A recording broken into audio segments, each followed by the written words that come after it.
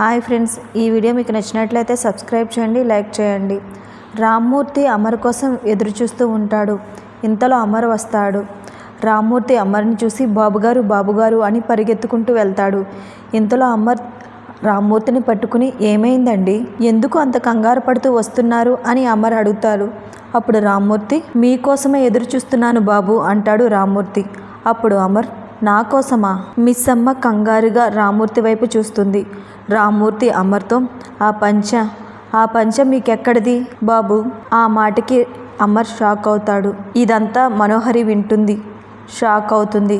ఆ రోజు నా కన్న తల్లి నా కూతుర్ని అందులో పెట్టి నాకు దూరం చేసిన పంచే అది బాబు.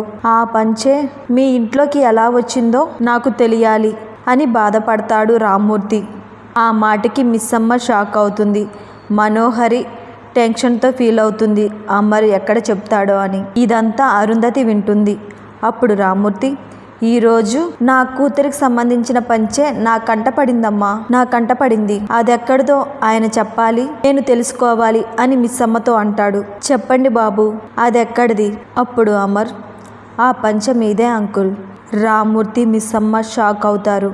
అమర్ నిజం చెప్పేసరికి మనోహరి షాక్ అవుతుంది, అరుంధతి షాక్ అవుతుంది.